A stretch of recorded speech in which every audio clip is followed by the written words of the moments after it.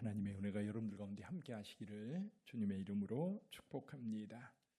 가이사랴 빌립보라고 하는 곳에서 예수께서 베드로의 신앙 고백을 받으시죠. 주는 그리스도시요 살아계신 하나님의 아들입니다 라고 하는 이 고백이 있은 후 엿새 후 여기 날짜를 이렇게 명시하고 있습니다. 시간이 어느 정도 지난 다음에 변화산에 올라가는 일이 있었지요. 예수님께서 3명의 제자들만 데리고 산에 오르십니다. 이 밑에는 제자들, 나머지 제자들이 있고 그리고 3명의 제자만 데리고 변화산 꼭대기에 올라가십니다. 올라갔는데 예수님께서 환하게 변형이 되십니다.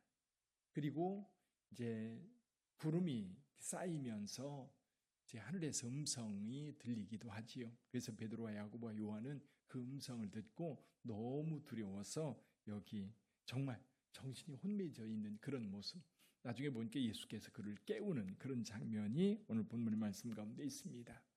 그리고 산에서 내려오십니다. 내려와서 다른 제자들, 9명의 제자들이 머물고 있는 곳에 오셨을 때에 거기에 소란스러운 상황을 보게 됩니다.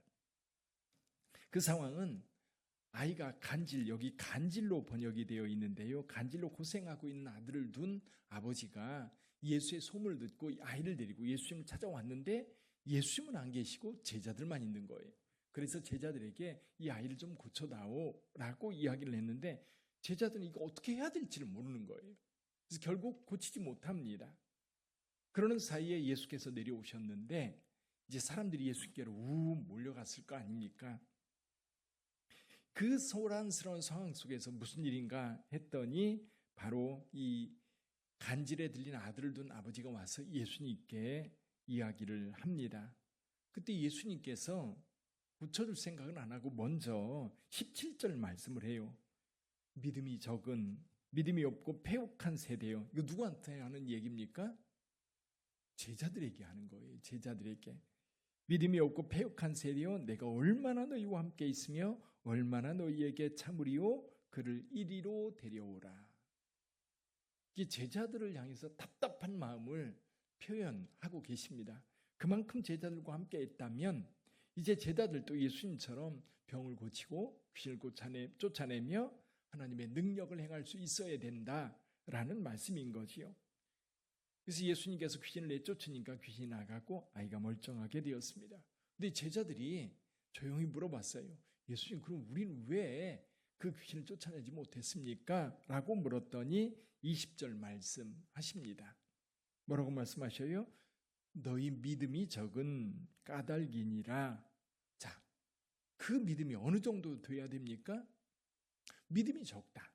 믿음이 적다. 그러면서 하신 말씀 여기 보니까 믿음이 겨자씨 하나일 만큼만 있어도 이 산을 명하여 여기서 저기로 옮겨지라 하면 옮겨질 것이요 또 너희가 못할 것이 없으리라.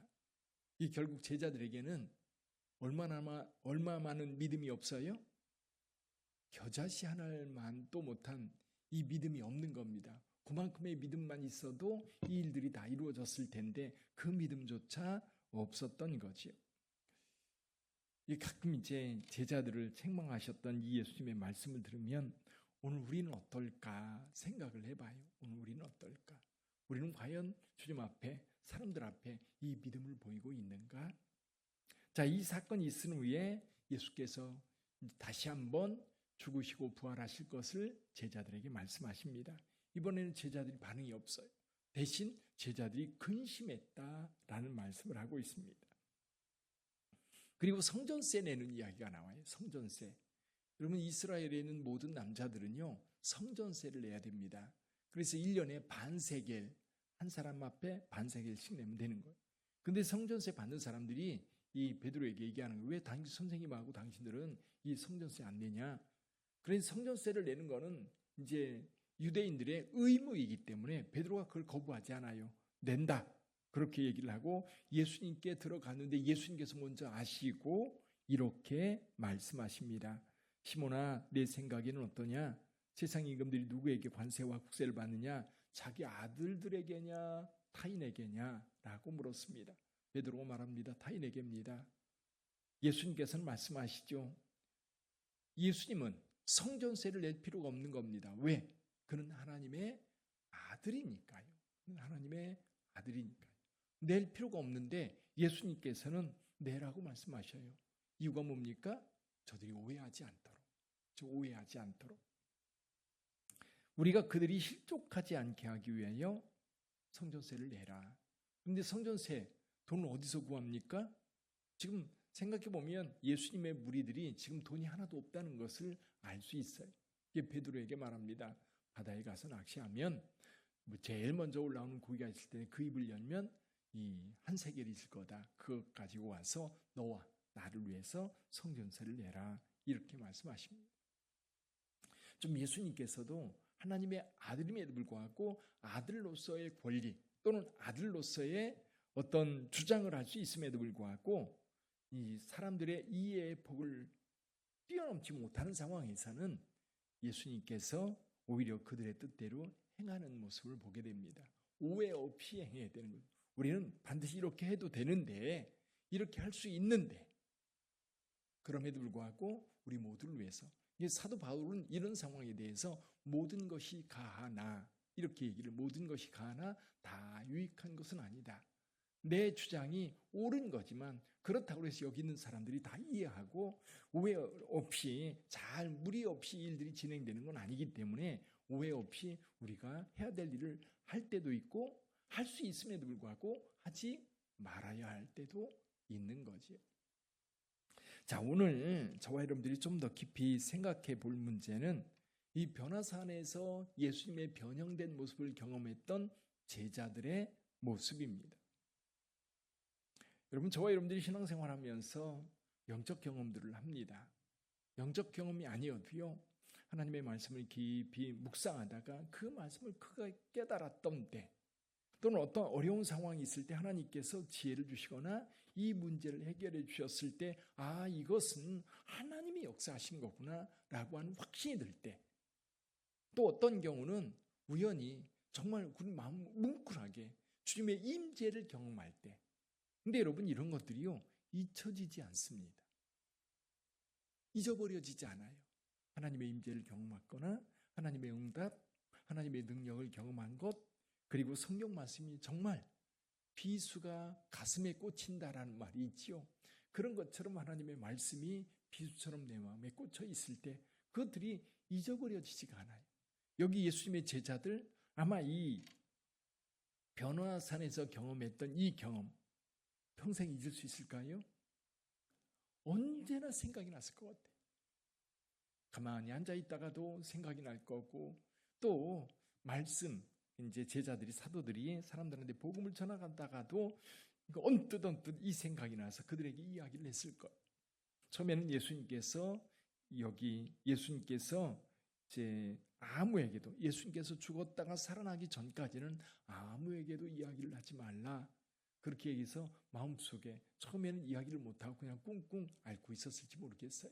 근데 나중에 적극적으로 복음을 전하기 시작했을 때 예수님이 어떤 분인가 라고 하는 증거 가운데 한 가지가 이 변화산의 사건이었던 거지요. 사랑하는 성도 여러분, 저와 여러분들이 예수 경험, 그래서 여러분들이 복음을 전할 때 가장 강력한 복음 전도는 뭐예요? 우리가 만난 예수예요.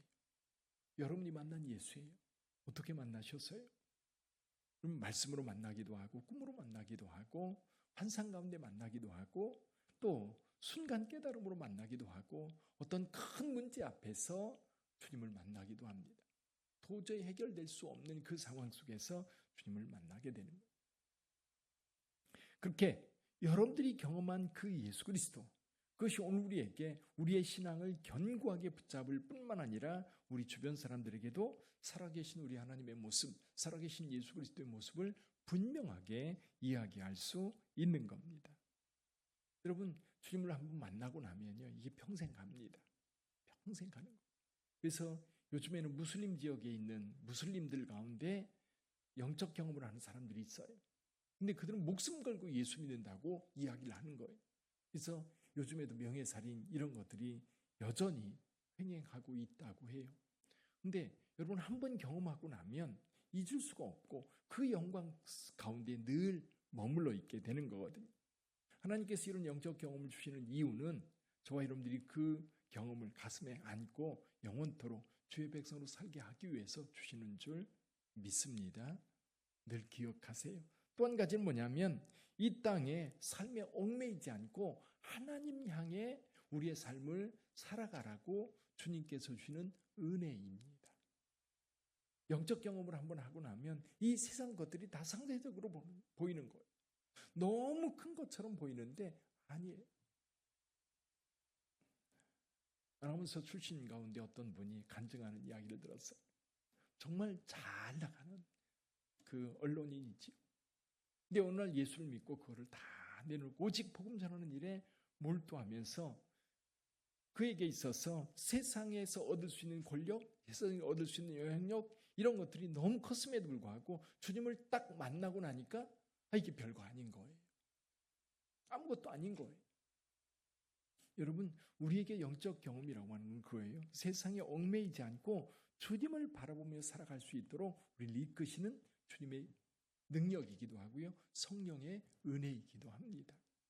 또 한 가지는 우리가 영적 경험을 한 그것이 나만 간직하고 있는 게 아니라 그것을 통해서 우리 주변 사람들에게 이야기하므로 그들도 우리처럼 그런 영적 경험을 통해서 하나님의 영광을 보게 하는 겁니다.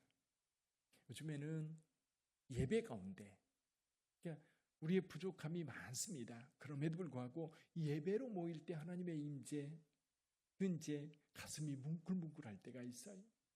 주일날 예배 앞에서 인도하다 보면 여기 앞에 딱 서면요, 이 소름이 돋는 거죠. 성령이 이 가운데 임재하고 하나님이 여기 함께 하시는데 내가 여기서 하나님 앞에 하나님의 말씀을 전하거나 주님 앞에 예배를 인도하는 것이 너무너무 부끄러울 때 요즘 가끔 경험하는 것들이 그 거룩함이 여러분들에게도 그대로 임재, 하나님의 임재로 경험되었으면 참 좋겠다. 요즘 제가 경험하는 것들입니다. 여러분, 한순간도 우리 하나님께서 우리에게 주시는 그 영적 경험, 여러분 정말 소중하고 귀한 겁니다. 근데 여러분 또 이런 생각을 하시는 분들 계세요. 난 그런 거 없는데 난 왜 그런 게 없지? 여러분, 그 테레사라고 하는 아주 유명한 영성가가 있습니다. 이분이 오래도록 영적 경험을 하지 못하는 거예요. 그래서 영혼의 어두운 밤이라는 말을 씁니다. 영혼의 어두운 밤. 이게 영적 경험이 없는 것. 하나님 앞에 깊이 기도해도 하나님이 멀리 있는 것 같고 가까이 계시지 않는 것 같은 거예요. 근데 그 기간이 하루 이틀이 아니라 한 달, 두 달이 아니라 1년, 2년이 아니라 18년이라고 하는 긴 세월 동안 주님의 임재를 전혀 경험하지 못하고 가는 그런 거를 이제 일기를 통해서 우리에게 말씀해주고 있어요. 뭘 얘기하는 거냐면 우리는 이 베드로와 야고보와 요한이 영적 경험을 했을 때에 그 경험이 정말 평생뿐만 아니라 오늘 우리에게까지 이야기가 전해지면서 주님께서 살아계심을 우리에게 보여주고 있는데 이런 경험들은 흔하지 않은 경험이고요. 근데 또 교회 성도들 가운데 이런 경험이 없으면 신앙생활이 아닌 것처럼 그렇게 생각하는 분들도 계세요. 근데 우리에게 맞게 하나님은 그런 영적 경험을 우리에게 주십니다. 사모하는 자에게 주시고요. 그리고 여러분들에게 주어졌던 그 영적 경험을 가슴속에 꼭 간직하고 살면서 그 하나님의 은혜에 이끌려 살아갈 수 가는 저와 여러분들이 될 수 있기를 바랍니다. 너무 이런 경험에 몰두하다 보면 오히려 일상적인 신앙생활이 어려워질 수 있고요. 또 이런 영적 경험을 그냥 무시해버리면 또 영적 능력이 없어져 버려요. 그래서 그런 균형들을 잘 잡아갈 수 있는 저와 여러분들이 되기를 바랍니다. 오늘 하루도 주님께서 저와 여러분들을 불러 하나님의 자녀 삼아 주셨고 이 새벽에 기도할 때 주님의 임재를 깊이 경험하면서 하나님의 은혜 가운데 오늘 하루를 승리하는 복된 하루가 되기를 주님의 이름으로 축원합니다. 기도하겠습니다.